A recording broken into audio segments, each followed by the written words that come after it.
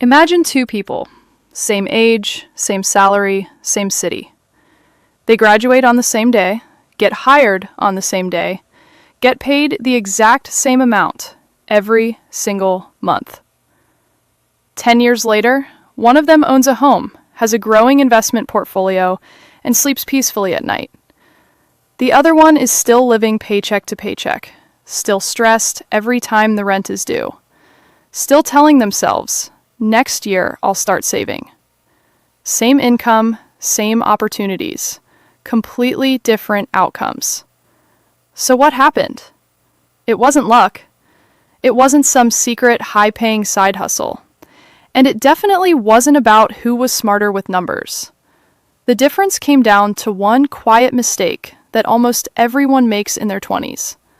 A mistake so normal, so socially accepted, that most people don't even realize they're making it until a decade has already slipped by. And by the time they notice, they're not just behind. They're behind by years they can never get back. So today, let's talk about what this mistake actually is, why almost everyone falls into it, and more importantly, how you can be the one person in this story who ends up on the winning side of it. Here's the common belief that almost every 20-something carries around, without even questioning it. I'll start saving and investing once I earn more. It sounds responsible. It even sounds mature. Most people say it with total confidence, as if it's a plan and not an excuse. Right now, I'm just getting started. Once my salary increases, once I get that promotion, once things settle down, that's when I'll really take money seriously. The problem is, that moment almost never arrives the way people expect it to. Because here's what actually happens in real life. Income goes up, yes, but expenses quietly go up right along with it. A better salary means a nicer apartment. A nicer apartment means new furniture.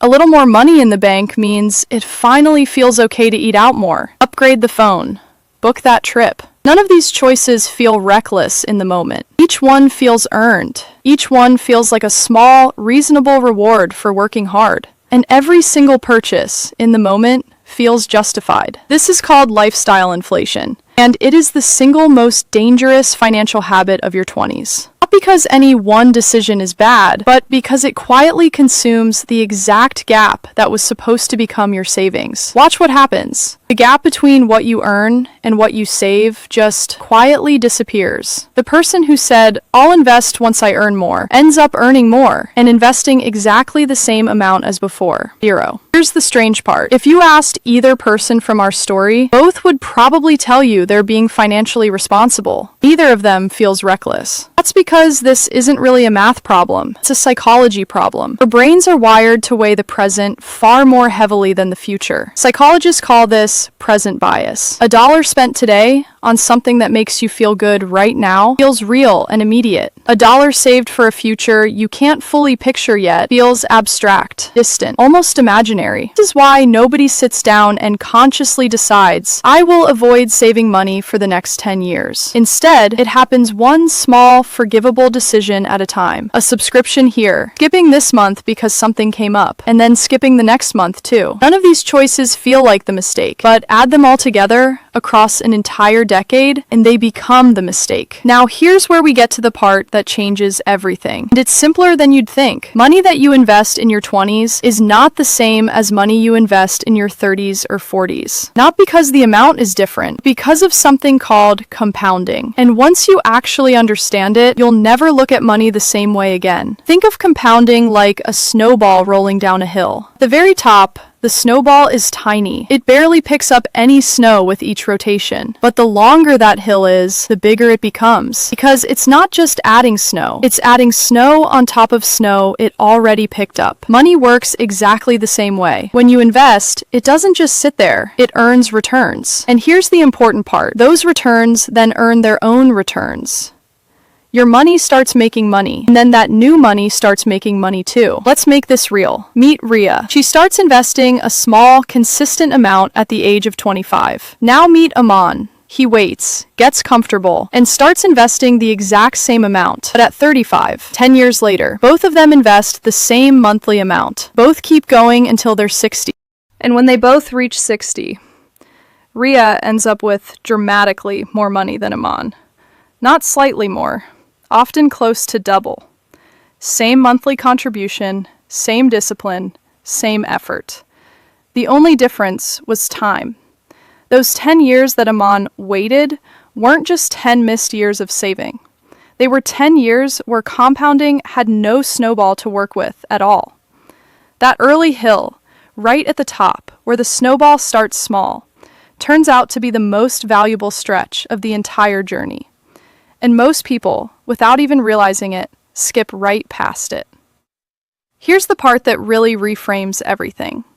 Most people in their 20s think of themselves as not ready to invest. But that thinking has it backwards. You don't invest because you have a lot of money. You invest small amounts consistently so that over time you end up with a lot of money. The investing isn't the reward for being financially secure. It's the process that creates financial security in the first place. This is the psychological trap. Waiting until you feel ready often means waiting until the most valuable years for compounding have already passed. Confidence and stability tend to arrive later in life, but the snowball needs to start rolling early to build any real size. There's another piece here too. Behavioral economists call it the planning fallacy.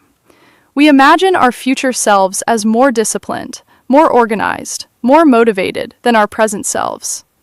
I'm busy right now, but future me will definitely start saving.